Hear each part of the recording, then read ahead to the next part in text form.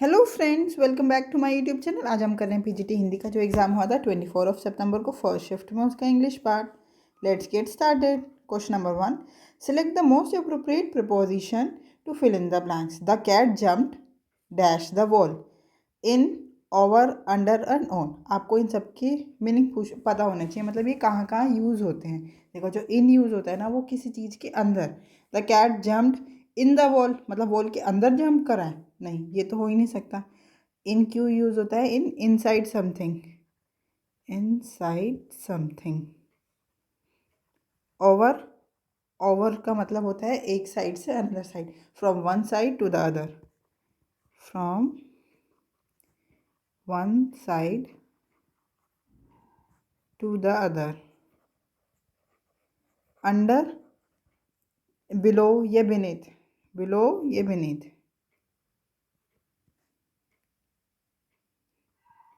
beneath और below something। on, resting on upon the surface of something। on मतलब किसी चीज़ के ऊपर की बात हो रही होती है। resting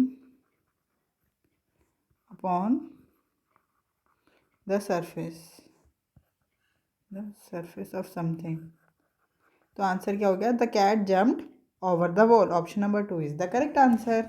question number 2, select the proverb that can substitute the underlined segment in the given sentence.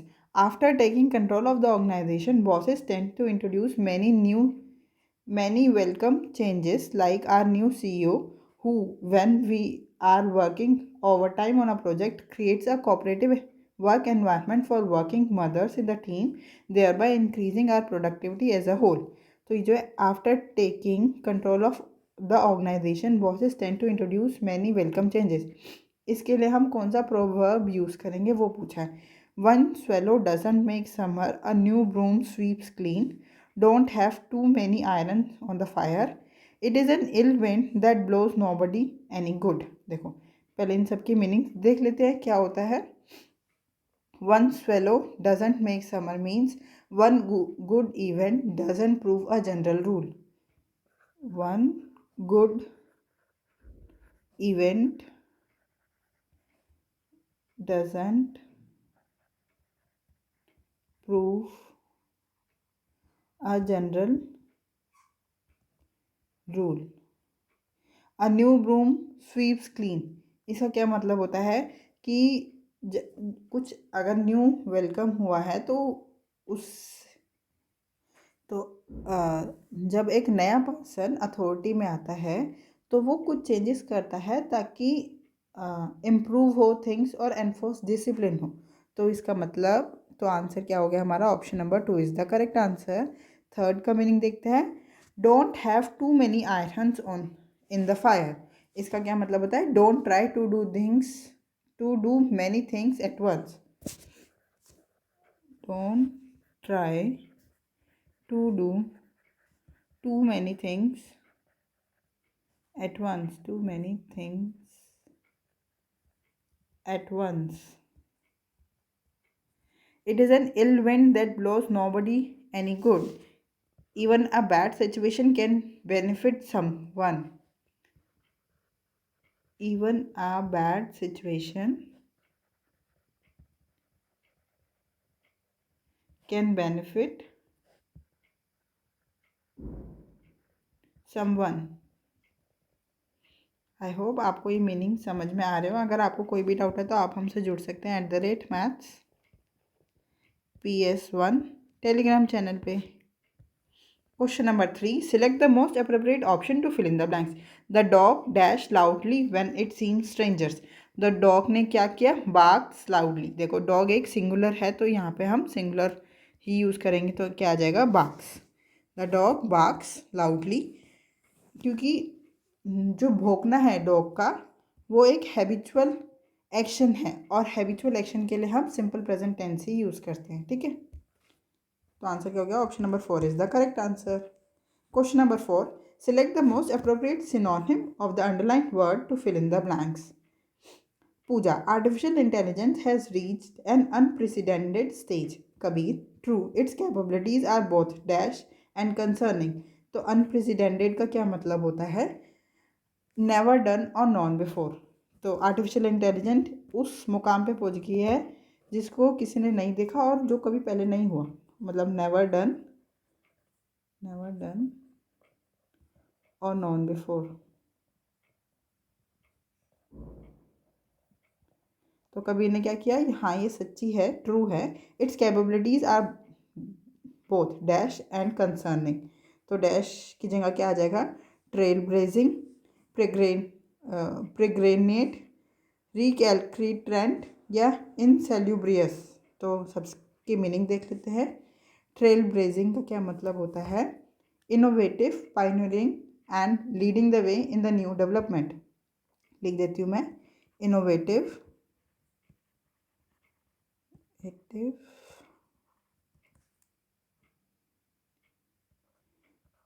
pioneering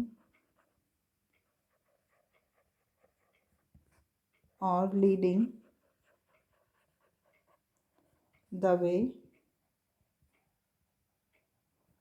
in new development।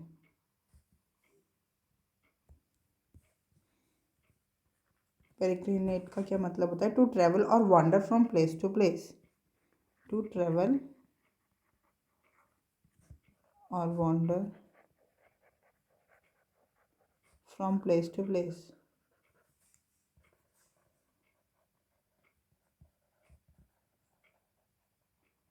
रिकैलक्यूट्रेंट का क्या मतलब होता है, स्टबर्नली रेजिस्टेंस टू अथॉरिटी और कंट्रोल।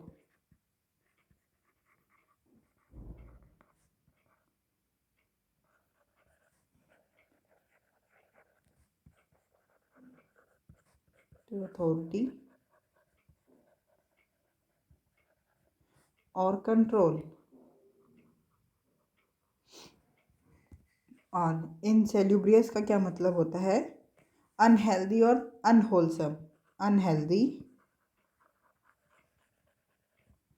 और अनहोलसम। तो आंसर क्या हो गया हमारे यहाँ, synonym of president, never done और known before, it's trail blazing. Option number 1 is the correct answer. True, it's capabilities are both trail blazing and concerning. Question number 5. Select the most appropriate option to fill in the blank.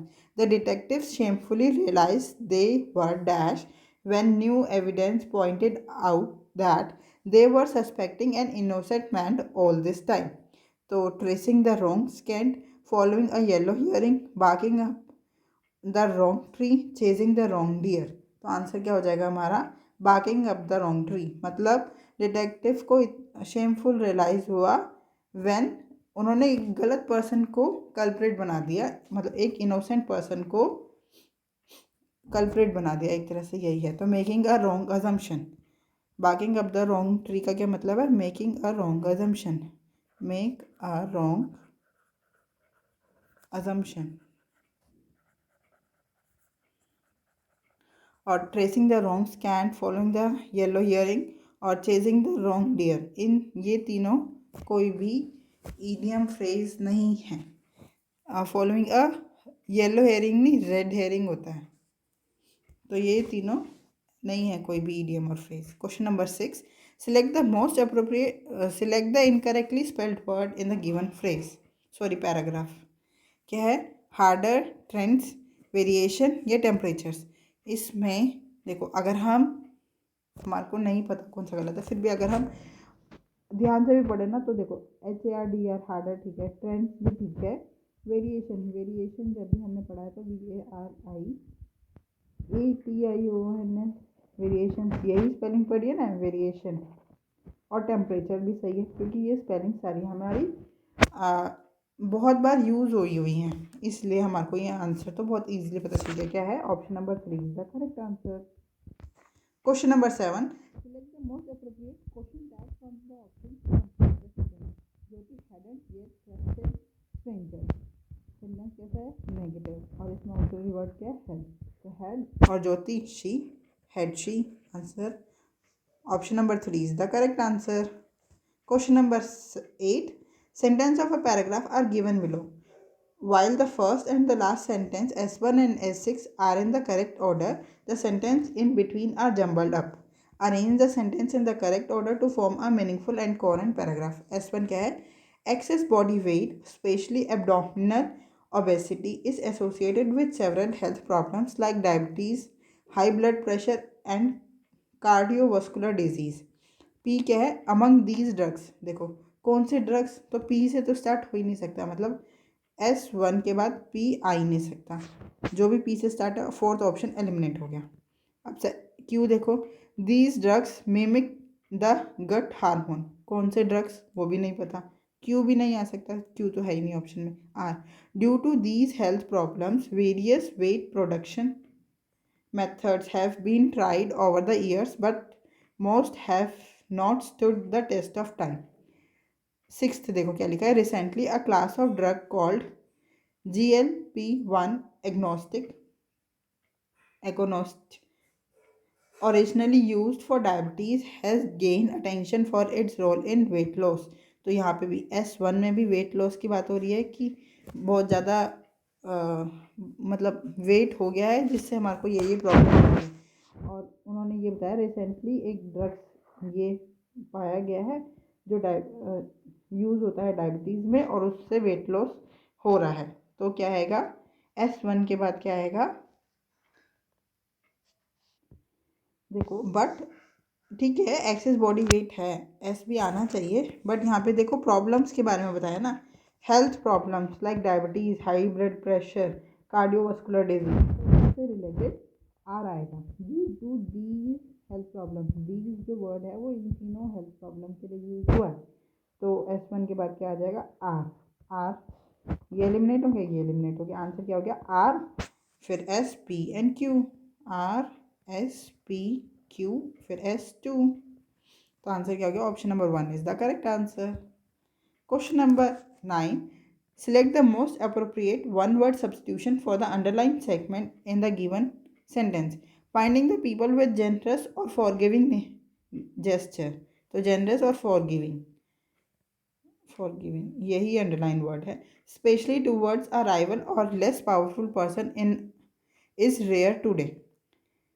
तो generous और forgiving के लिए हमारा one word substitution क्या है?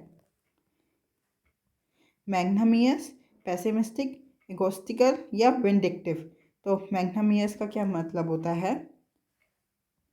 Magnanimous का मतलब होता है जेनरस और फॉरगिविंग नेचर जिसका हो. पेसिमिस्टिक, हैविंग अ नेगेटिव और hopeless attitude, having a negative और hopeless attitude.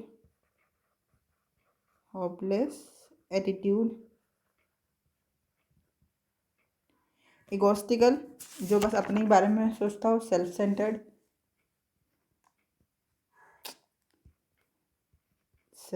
Centred. Vindictive, having और showing strong desire for revenge. Having और showing a strong desire for revenge. तो हमारा आंसर क्या हो गया? Magnanimous. Option number 1 is the correct answer. Question number 10. In the sentence Sherlock Holmes relied on his ability to understand something immediately without the need of conscious reasoning to reveal the most baffling mysteries. Which option is best one word substitution for the underlined phrase? तो क्या underline phrase? The ability to understand someone immediately without the need of conscious reasoning. Cognition, logic, intuition या perception. इनकी meanings देख लेते हैं. सबसे पहले तो कॉग्निशन का क्या मतलब होता है? The mental process of acquiring knowledge and understanding through thought and expression. मैं यहाँ पे आपको लिख देती हूँ. कॉग्निशन का मतलब होता है the mental process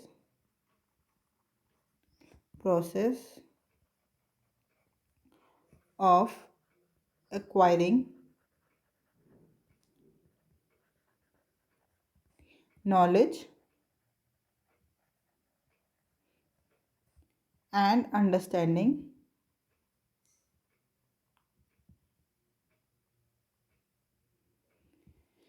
through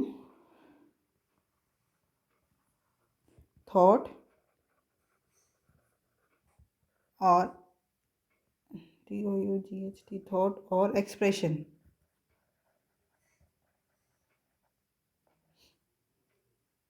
expression नहीं, एक्सपीरियंस होना चाहिए। हाँ, एक्सपीरियंस ही लिखा है। लॉजिक, लॉजिक का क्या मतलब होता है? Reasoning conducted according to strict principle. जैसे हम रीजनिंग के क्वेश्चन करते हैं तो उसमें लॉजिक लगाते हैं ना, और वो लॉजिक जो एक में फॉलो हो रहा है वही औरों में भी फॉलो होगा, तो स्ट्रिक्ट प्रिंसिपल। क्या लिख देते हैं? Reasoning conducted according to strict principal.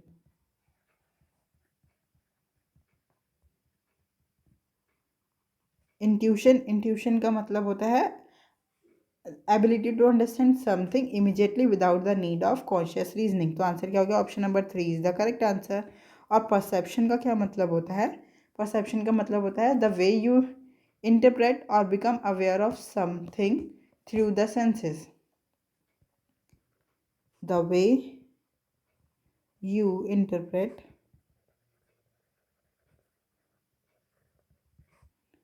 or become aware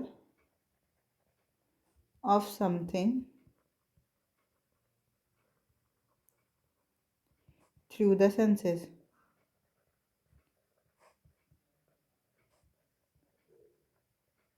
और मैं आपको एक बात बताना चाहूँगी कि जो आपने OWS मतलब वन वर्ड सब्स्टिट्यूशन की जो वीडियो बोली थी वो आपको जल्द ही मिल जाएगी। Question number 11, sentence of a paragraph are given below in jumbled order, arrange the sentence in the correct order to form a meaningful and coherent paragraph. A क्या है? Effective leadership is not just about making decision but also about inspiring and guiding teams through various challenges। B, this involves understanding individual strengths and weaknesses and fostering a collaborative environment where everyone feels valued।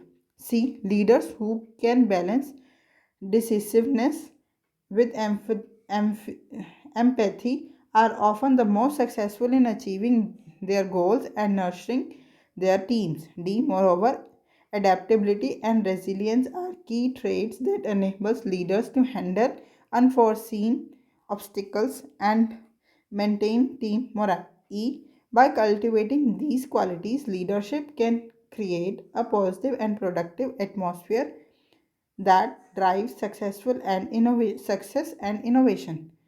तो हमारे को ये बनाना है, ए से start होगा, ई से, B से, यही 3 ऑप्शन है। तो ए से हो सकता है, बी से दिस इन्वॉल्व्स, तो बी से तो होएगा ही नहीं, तो थर्ड ऑप्शन एलिमिनेट हो गया। ई, बाय कल्टिवेटिंग दीज क्वालिटीज़, कौन सी क्वालिटीज़? ये भी नहीं पता, तो ई भी एलिमिनेट हो गया। क्या बचा? ए। अब ए के बाद डी आएगा या बी आएगा? ए क्या लिखा है? Effective leadership is not just about making decisions but also about inspiring and guiding teams through various challenges. Then क्या है? Moreover adaptability and resilience are key traits. ये इसमें तो इफेक्टिव लीडरशिप के बारे में मतलब स्टार्टिंग पॉइंट है, उसके बाद आप मोर ओवर कैसे ऐड कर सकते हो? एक दो बातें बताओगे तभी तो कुछ एडिशन में ऐड करोगे ना। तो डी भी नहीं होगा ए के बाद, तो क्या है? A B C D and E, ये पहले से ही सही फॉर्म में है। आंसर क्या हो गया? Option number 4 is the correct answer. Question number 12, select the most appropriate antonym of the underlined word and fill in the blanks to complete conversation। Veer, the recession led to serve unemployment rates। Tanish, but the dash economy that followed was healing for small businesses। यहाँ पे underline word क्या है? Recession. तो recession का मतलब क्या होता है? मंदी, मतलब जो इकॉनमी में मंदी आ जाती है वही होती है recession. Period of economic decline, period of economic decline. तो इसका एंटोनिम क्या होगा रिसेशन का? थ्राइविंग, हेजीनेस, डियर्थ या कोलैप्स। देखो मीनिंग्स देख लेते हैं सबसे पहले। थ्राइविंग का क्या मतलब होता है? Prosperous, growing, flourishing.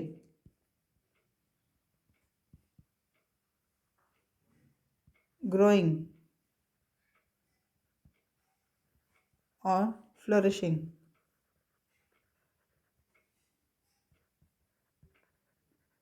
Haziness, lack of clarity और ऑब्सक्योरिटी।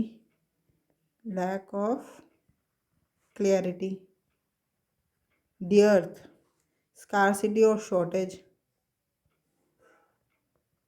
ये तो सिनोनिम हो गया रिसेशन का। कोलैप्स, अ सडन फेलियर और ब्रेकडाउन। अ सडन फेलियर और breakdown.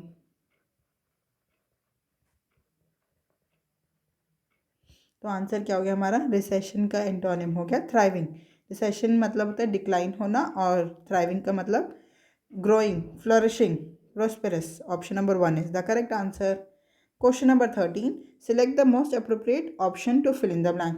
The message was sent dash reaching her inbox within seconds. ये कुछ नहीं, जो मैसेज उसने भेजा वो उसके इनबॉक्स में एकदम से पहुंच गया। तो कैसे पहुंच गया? एकदम से, instantly. Option number 2 is the correct answer. Instantly का मतलब होता है इमीजिएटली, विदाउट एनी डिले। और ये रेडियंटली का क्या मतलब होता है? Shining brightly, shining brightly. Insolently का क्या मतलब है? रूड और डिसरिस्पेक्टफुल इन बिहेवियर और स्पीच। रूड लिख देती हूँ मैं। Vastly, greatly. तो आंसर हो गया हमारा option number 2 is the correct answer. Question number 14, select the incorrectly spelled word in the given paragraph. Imbalance, accumulating, energy या सरफेस। देखो इम्बैलेंस इजी वर्ड है, सही है। एनर्जी भी, हमारे को एनर्जी और सरफेस की स्पेलिंग तो पता ही होती है, ये दोनों भी सही है। एक्यूमुलेटिंग की स्पेलिंग क्या होती है? वही हमारा आंसर है, क्योंकि ये गलत लिखा है। एक्यूमुलेटिंग की स्पेलिंग होती है ACCUMULATING। यहाँ पे M सिंगल होना था और C डबल होना था। Question number 15, select the most appropriate question tag from the options to complete the sentence. The investigating officer couldn't write the report and he couldn't reply the emails। तो sentence कैसा है? Negative. Question tag कैसा आएगा? Positive. और हमारा auxiliary verb क्या है? Could और ही। तो आंसर क्या हो जाएगा? Could he. Option number 2 is the correct answer. अब हमारा आ गया कॉम्प्रिहेंशन। सबसे पहले हम क्वेश्चंस पढ़ते हैं। Question number 16, identify the suitable title for the passage. Question number 17, tone of the passage. Question number 18, select the correct summary of the passage. Question number 19, central theme of the passage. Question number 20, what is the passage based upon? Comprehension पढ़ते हैं, passage पढ़ते हैं अपना, छोटा सा ये तो। In everyday language, the word objective means unbiased, neutral, and based on facts alone. In order to be objective about something, we must ignore our own feelings or attitudes about that thing. On the other hand, the word subjective means something that is based on individual values and preferences. As you will have learned already, every science is expected to be objective, to produce unbiased knowledge based on solely on facts. But this is much harder to be in the social science. तो यहाँ पे हमारा objective और subjective के बीच में difference हो रहा है। But based on science objective की तरह हम यूज़ करते हैं, बट सोशल साइंस इज़ क्या लिखा है? But this is much harder to do in the social science. Social science में ऑब्जेक्टिव काम करना, अनबायस्ड काम करना बहुत मुश्किल है than in the natural science. Natural science में ईजी हो जाता है। For example, when a geologist study rocks or a botanist study plants, they must be careful not to let their personal bias or preferences affect their work. They must report on facts as they are.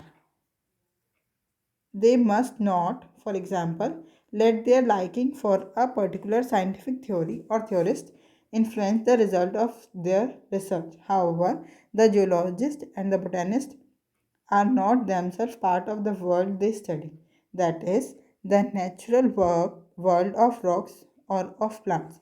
But by contrast, social scientists study the world in which they themselves live, the social work of human relations. This creates special problems for objectivity in a social science like sociology. Suitable passage suitable title for the passage of question number 16 है ये हमारा. Comparing natural and social science, the role of bias in science, challenges of objectivity in social science, objectivity and subjectivity in science.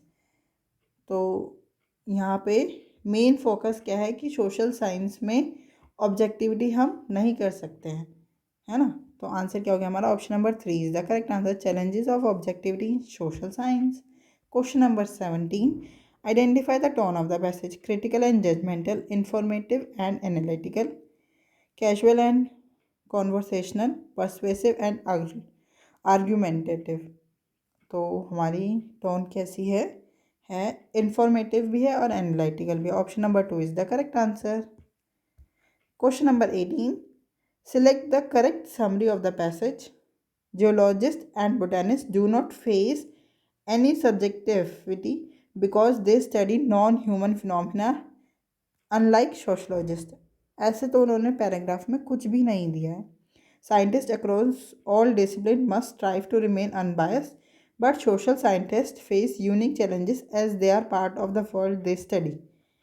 ये लग रहा है objectivity is always. देखो आपको ना थोड़े से वर्ड समझने पड़ेंगे, जो वर्ड एकदम से आपको पकड़ने चाहिए. जैसे ऑलवेज वर्ड हो गया, नॉट हो गया, ये जो ऐसे वर्ड्स होते हैं ना, ओनली हो गया, ये जहाँ पे भी जिस सेंटेंस में आ जाए ना वो ज़्यादातर गलत ही होते हैं, क्योंकि पर्टिकुलर हम इन वर्ड्स को ऐसे इंक्लूड नहीं कर सकते. पैसेज हो या कहीं पे भी हो, कोई फैक्ट दिया हो, ये वर्ड्स अगर आपको पक्का ही श्योर है ना तभी आप इन वर्ड्स पे जाओ, अदरवाइज इन वर्ड्स को कभी भी मत चूज़ करना. ठीक है, तो ये नहीं लग रहा.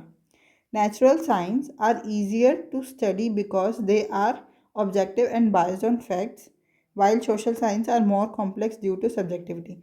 ऐसा ईजियर तो वर्ड पैसेज में कहीं पे भी नहीं दिया कि नेचुरल साइंस ईजियर है. तो आंसर क्या हो गया हमारा? Option number 2 is the correct answer. Question number 19. Identify the central theme of the passage. How objectivity differs in natural and social science. The influence of personal preference on scientific research. The difficulty of studying human relationships. Objectivity. Why social science are less reliable than natural science. तो central theme of the passage क्या है हमारी? The difficulties of studying human relationship. Objectivity, main objectivity और subjectivity पे ही तो based है ना पूरा passage. Option number 3 is the correct answer. Question number 20. What is the passage based upon? The comparison of subjectivity and objectivity perspective in research. यही है, subjectivity और objectivity का ही कंपैरिजन किया है. तो आंसर क्या हो गया? Option number 1 is the correct answer.